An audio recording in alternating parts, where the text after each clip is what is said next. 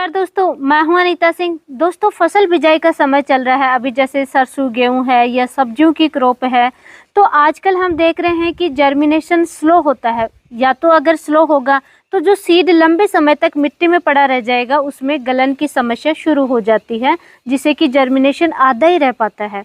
दूसरी समस्या हम देखते हैं कि क्रॉप में जर्मिनेशन तो अच्छा हो रहा है, लेकिन जब क्रॉप छोटी है तभी जड़ गलन की समस्या आती है, तना गलन की समस्याएं आती हैं, या कोई इंसेक्ट खा जाता है, इंसेक्ट का अटैक हो जाता है। इस तरीके से छोटी क्रॉप जर्मिनेशन के समय कई टाइप की समस्याएं देखने को मिलती हैं। विशेष तौर से पहले सब्जी वर्गीय क्रॉप में ये समस्याएं ज़्यादा आती थी, लेकिन अभी सभी प्रकार की फसलों में ये समस्याएं देखने को मिलती है, चाहे वो गेहूं की फसल है, चाहे सरसों की फसल है, या सब्जी वर्गीय क्रॉप। जहाँ पे भी हम हाइब्रिड सीड यूज कर रहे हैं, हाइब्रिड सीड का नाम आ गया, वहीं पे हम बीमारियों को न्योता दे रहे हैं। हाइब्रिड सीड में डिजीज ज़्यादा आती हैं। हाइब्रिड सीड रोगों के प्रति सेंसिटिव होता है, तो इसलिए इनमें अटैक भी ज़्यादा होता है। रोगों का, कीटों का, सभी प्रकार की बीमारियों का अटैक ज़्यादा होता है। तो सबसे पहला कार्य करना है, किसी भी टाइप की फसल है, सीड को उपचारित करके बिजाई करें। सबसे बेस्ट तरीका है कि जर्मिनेशन भी जल्दी होगा, रोगों का भी अटैक नहीं मिलेगा और कीटों का अटैक भी देखने को नहीं मिलेगा। आज हम सीड उपचारित कर रहे हैं। ये मेरे पीछे भी आप देख रहे होंगे, सरसों का सीड हम बुआई कर रहे हैं, तो सरसों का सीड हम उपचारित कर रहे हैं। दोस्तों, उपचारित करने का बेस्ट तरीका एक तो ये है कि आप मार्केट से उपचारित करने के लिए इंसेक्टिसाइड, फंगिसाइड लाइए, खर्चा कीजिए, शुरुआत से आप खर्चा शुरू कर दीजिए, या फिर आप घर की अच्छी चीज़ों से आप उपचारित कीजिए। जल्दी जर्मिनेशन होगा, खर्चा भी नहीं होगा और आपकी क्रॉप भी अच्छी और हेल्दी देखने को मिलेगी। तो दोनों ही तरीके मैं बताऊंगी, जैसा आपको अच्छा लगे वैसा आप उपचारित करें। और दोस्तों, बहुत ही इम्पोर्टेंट चीज़ है, जैसे गेहूं में हम देखते हैं कि बालियों में जब दाना भराव का समय होता है, दाना भरता है, उस समय बीच बीच में कुछ कुछ बालियां हमारी काले पड़ जाती हैं, लूज स्पॉट जिसे रोग कहते हैं। तो उस वो रोग होता है क्या है, वो जीन्स में ही प्रॉब्लम होती है। सीड के पेरेंटल, जहाँ से सीड तैयार होता है, उसी में वो डिजीज आ जाती है। तो ये जो जीन्स वाली जो डिजीज है, उसको तोड़ने का, उसको ब्रेक करने का काम भी सीड उपचारित ही करेगा, इसलिए भी आपको सीड उपचारित करना है। तो दोस्तों, ये उपचारित करने से पहले हम सीड निकाल करके 10-15 मिनट के लिए धूप में रख रहे हैं। सीड उपचारित से पहले थोड़ी देर धूप लगाने का भी एक साइंटिफिक रीजन है, जो कि आप कमेंट करेंगे तो मैं नेक्स्ट वीडियो बनाने की कोशिश करूंगी, वो बहुत ही डिटेल वीडियो बनेगा। तो ये देखिए, हमने सीड लिया है। दोस्तों, आप कौन सी कंपनी की बुआई कर रहे हैं, कौन सी कंपनी का सीड ले रहे हैं, मुझे कमेंट करके ज़रूर बताएं। आज हम सरसों की बिजाई कर रहे हैं। गेहूं की सीड को भी हम उपचारित करके इसी तरीके से बिजाई करते हैं। तो ये हमारा सरसों का सीड है।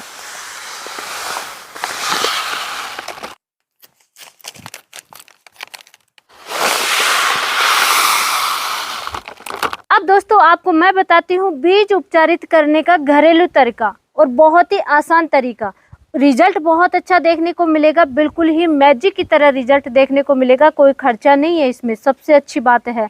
और रिजल्ट जो आप मार्केट से महंगी महंगी दवाइयाँ परचेज करते हैं, उससे भी कई गुना रिजल्ट देखने को मिल जाएगा। अक्सर मैं वीडियो में डिस्कस करती हूँ कि हम बाहर का खर्चा क्यों करना। दोस्तों, जब एक किसान भाई के घर के पास, घर पर ही सारी चीज़ें होती हैं, तो हमें खर्चे की भी बचत होगी, रिजल्ट बहुत अच्छा देखने को मिल जाएगा।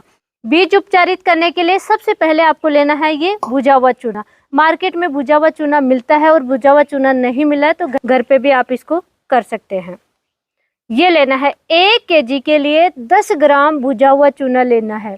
2 केजी हम सीड उपचारित कर रहे हैं, और भी ज़्यादा कर रहे हैं, लेकिन अभी आपको मैं 2 केजी दिखा रही हूँ। तो 2 केजी के हमने लगभग 20 ग्राम भुजा हुआ चूना लिया है। तो ये दोस्तों, एक डिब्बे में आपको ले लेना है, कोई भी छोटा डिब्बा ले लो। हमारे पास ये एनपीके कंसोर्टिया का छोटा डिब्बा है, काट लिया हमने, और ये इसमें डाल लेंगे मिक्स करने के लिए।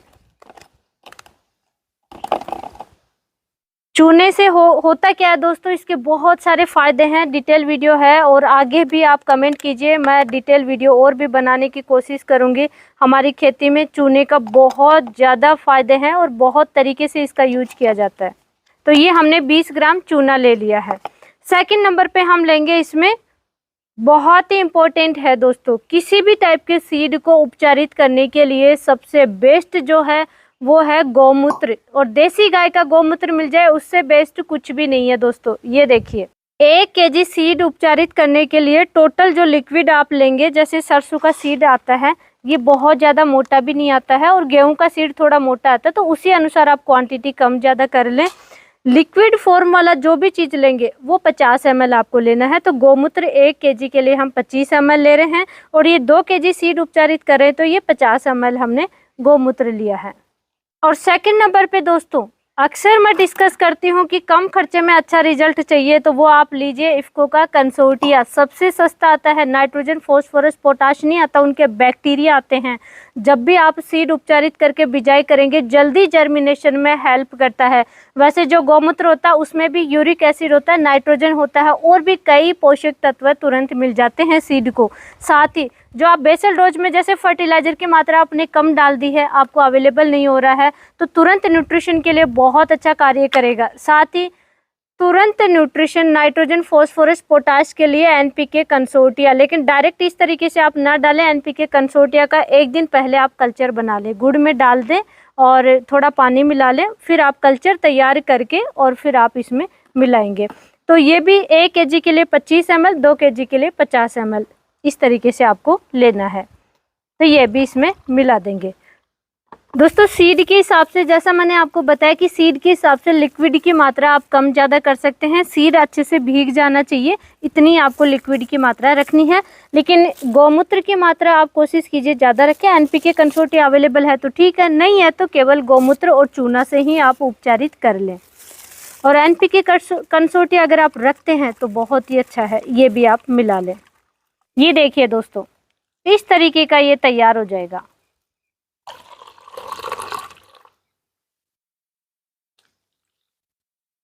इस तरीके से आप जो मार्केट से आप जैसे फंगिसाइड इंसेक्टिसाइड मिलाते हैं उनसे कोई न्यूट्रिशन की पूर्ति नहीं होगी। सिर्फ आप उपचारित करके बिजाई कर सकते हैं, रोगों और कीटों से बचा सकते हैं, लेकिन न्यूट्रिशन नहीं मिलेगा।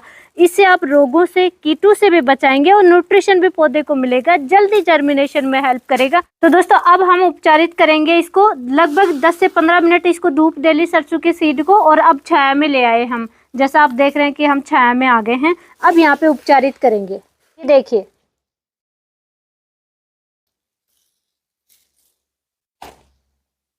इस तरीके से आपको उपचारित करना है। अंदाजे से आपको डालना है मात्रा, थोड़ी ज़्यादा भी हो जाए तो कोई दिक्कत नहीं है, आप थोड़ी ज़्यादा देर सुखा सकते हैं।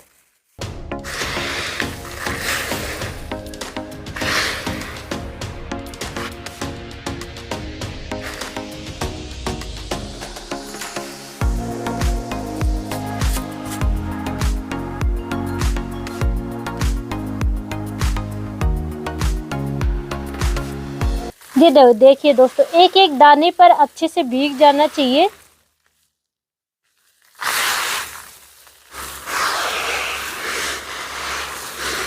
और अब इसको छाया में सुखा देंगे। दाना अच्छे से सूख जाना चाहिए, कोई टाइम लिमिट नहीं है कि आप आधा घंटा ही सुखाए। अक्सर हम देखते हैं कि आधा घंटा 1 घंटा कितनी देर सुखाए, तो कोई टाइम लिमिट नहीं है, दाना अच्छे से सूख जाना चाहिए। ये थोड़ी क्वांटिटी हमारी ज़्यादा थी, बच गई है। दोस्तों गेहूं में एक जो बाली मैंने बताया, जैसे बालियों में दाना भरता है उस समय काली पड़ने लग जाती है, ल्यूज स्मट रोग होता है वो, तो उससे बचाव के लिए सबसे बेस्ट तरीका है बीज उपचारित करके फिर आप बुआई करें। गेहूं की खेती किसान भाई करते भी ज़्यादा हैं तो खर्चा भी नहीं होगा ये, और रिजल्ट आपको मैंने बताया कि एंड तक उत्पादन तक इसका असर देखने को मिलेगा, रिजल्ट देखने को मिलेगा। तो आप गेहूं की खेती कर रहे हैं तो दोस्तों घरेलू तरीके से ही आप उपचारित करें। तो दोस्तों ये तो था घरेलू तरीका जो कि बहुत ही सेफ और अच्छा तरीका है। लेकिन कुछ किसान भाई जैसे रहता है कि नहीं हमें तो मार्केट से ही फंगिसाइड इंसेक्टिसाइड यूज करना है, परचेज करके फिर हमें सीड उपचारित करना है। तो एक तो आता है बायर का गाउचो, बहुत अच्छा आता है। सेकंड ये आता है, देखिए इस तरीके से पाउच आते हैं। ये आता है दोस्तों थायोमेथोक्सम, तो इसका भी आप सीड उपचारित कर सकते हैं। अच्छा ये इंसेक्टिसाइड आता है, इसके साथ में आप साफ फंगिसाइड भी मिला सकते हैं और इनको मिला करके फिर भी आप सीड उपचारित कर सकते हैं। ये बेस्ट आते हैं, थायोमेथोक्सम प्लस साफ फंगिसाइड, जिसमें मैनकोजेब प्लस कार्बनडाजिम का कॉम्बिनेशन आता है। तो फंगस जनित रोगों से भी बच जाएगा और इंसेक्ट से भी आपकी क्रॉप बची रहेगी। सिस्टमिक इंसेक्टिसाइड है तो रिजल्ट आपको लंबे समय तक मिल जाएगा। इस तरीके से आप फंगिसाइड इंसेक्टिसाइड के साथ उपचारित कीजिए या फिर ये घरेलू तरीके से उपचारित कीजिए। ये देखिए दोस्तों, जैसे ही सूखेगा ये देखिए दाने वाइट वाइट होने लगे, क्योंकि भुजा हुआ चूना हमने मिक्स किया है। ये देखिए एक कोटिंग बन जाएगी इसके ऊपर।